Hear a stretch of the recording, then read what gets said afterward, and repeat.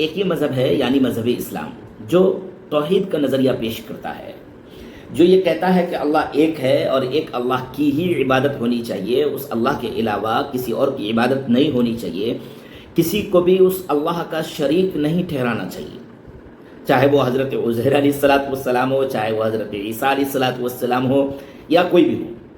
دنیا میں جو مشہور مذاہب پائے جاتے ہیں کسی نہ کسی شکل میں ان کے یہاں شرک ہے۔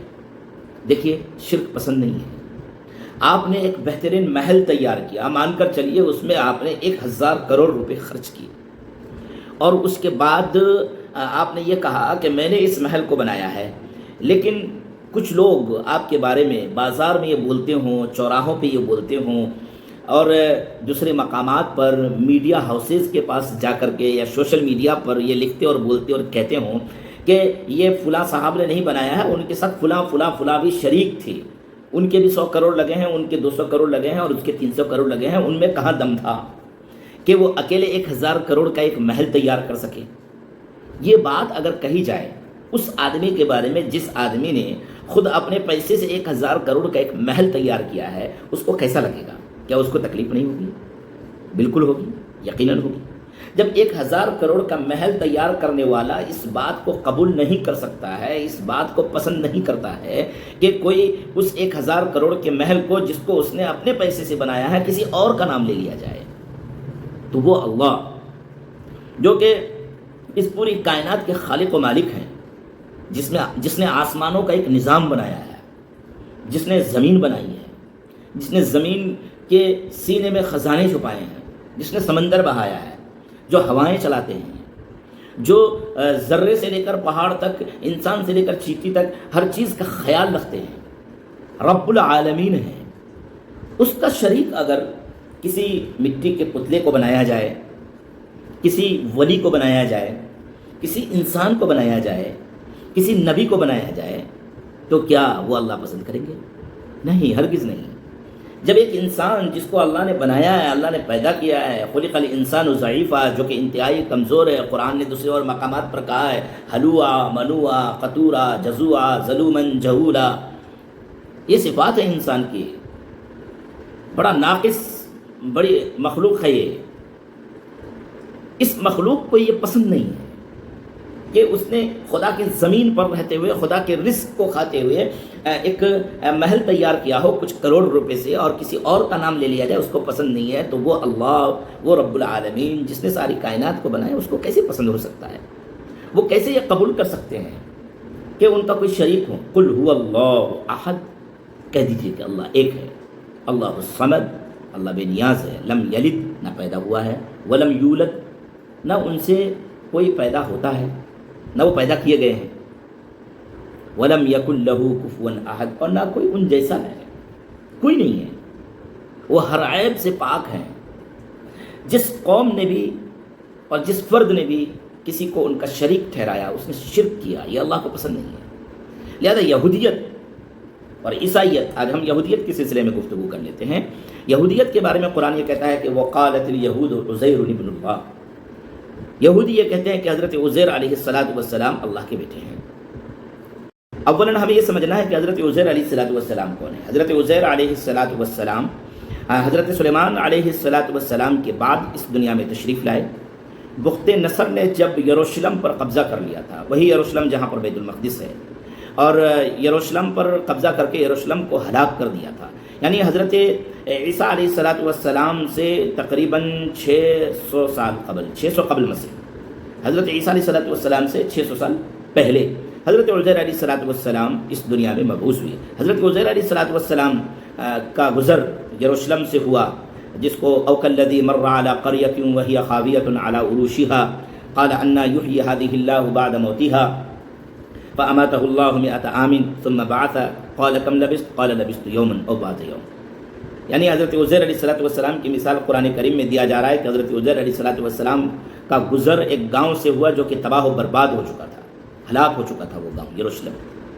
مر علی قریہ وہی خاویۃ علی عروشها، تو حضرت عزیر نے کہا قال انا یحیی هذه الله بعد موتها، کیسے اللہ تعالیٰ پھر اس کو پیدا کریں گے، کیسے یہاں پر آبادی ہوگی؟ فاماتہ اللہ 100 عام، تو اللہ تعالیٰ نے حضرت عزیر علیہ السلام کو موت دے دی، 100 سال تک کے لیے۔ ثم بعث، پھر آپ کو اٹھایا. قال کم لبثت, اور اللہ نے پوچھا کہ کتنے سال تھے؟ قال لبثت یوما او بعض یوم, کہنے لگے ایک دن یا آدھا دن.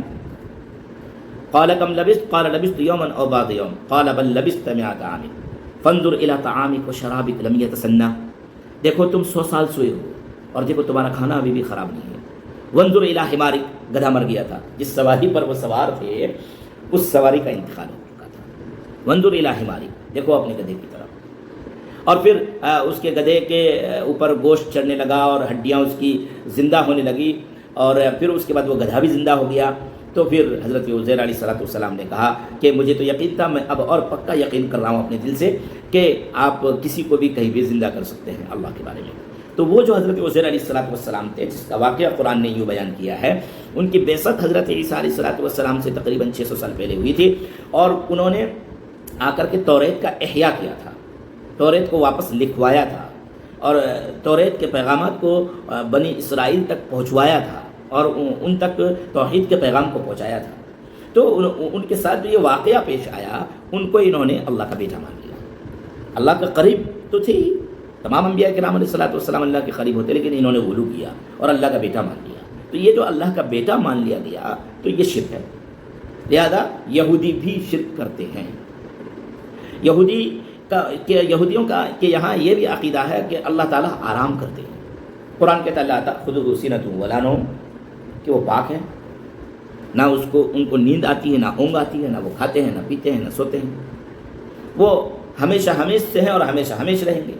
تو یہ جو عقیدے میں فرق ہے یہ شرک ہے, یہ صفات میں شرک ہے, اسی طریقے سے ذات میں شرک ہے. لیکن اسلام اور اسلام کا نظریہ توحید ہر طرح کے شرک سے پاک ہے.